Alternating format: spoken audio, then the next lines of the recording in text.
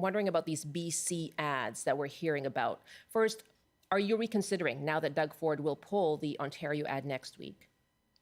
Well, so many different things coming out of the Trump administration, and we're only midway through the day. So it's possible that we have more changes coming. And maybe I'll start by saying, Michelle, that I think that Ontario, BC, all the provinces have a right to speak to American citizens directly to ensure they understand not only the impacts of tariffs on Canada, but really the impacts on them in their homes, their jobs, their costs of housing, et cetera. And so, we think that speaking directly to the U.S. citizens is important in this conversation.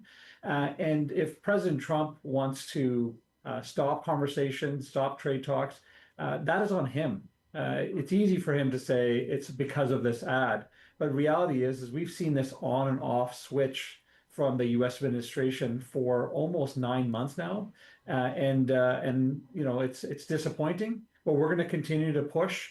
Ontario's pushing, and we have to. It's the only way we're going to be able to get some traction on important issues that impact families in British Columbia. So does that mean by pushing, you will continue with the ads?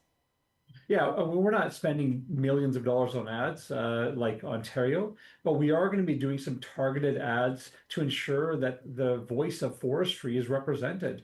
Right now, forestry is not at the table when it comes to discussions and negotiations the way we want it to be. We're seeing massive impacts in communities throughout British Columbia. We appreciate that auto industry is important. We are fully supportive of Ottawa discussions with the U.S. government, but forestry is not getting the same attention. And so we have no choice. We have to go directly to the U.S. citizens, and we're going to continue to do that. And when will they air? When can people see them, and where will they be run?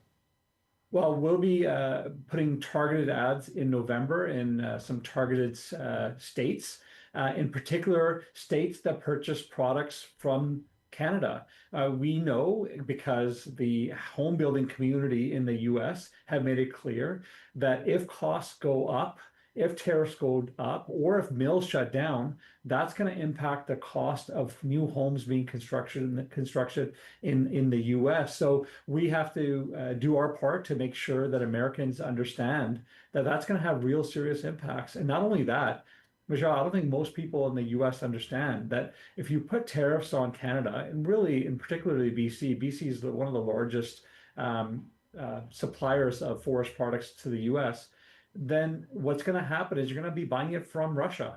And right now, BC has more tariffs on our products than Russia. Okay. And I think it's important for American citizens to know that. Let me ask you then about this tactic. There are real impacts, as you said, on Americans. There are real impacts on British Columbians. We just heard from Sinclair Group Forest Products yesterday saying it is scaling back production 40%. That means that 350 sawmill workers will have their hours reduced 40%. So as you push for these ads, as there's the tough talk coming from premiers, I wonder how those affected workers, how amused they would be by hearing and seeing missives on X.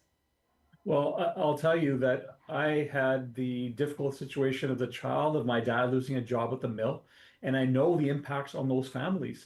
And I can tell you that talking to forest workers, they want us to fight to make sure that the Americans understand, that Ottawa understands that our industry is important.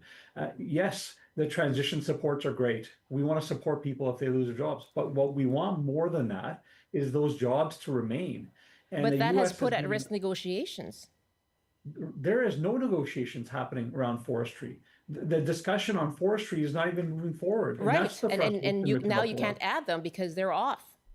Michelle, we've been having this discussion with the U.S. government for 9 months, and it's been very difficult to get on the radar forestry conversation at all. And to suggest that an ad, which by the way is factually correct, from Ontario, is the reason why the U.S. doesn't want to talk about removing tariffs and duties on forestry is false.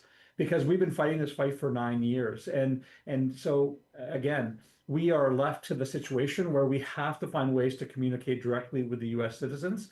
And if the U.S. administration says, hey, pause ads and we will talk forest policy. Hey, that's great. We would join Ontario and others to stop. But at this point, we haven't heard that, and we have to do what we have to do to support this sector.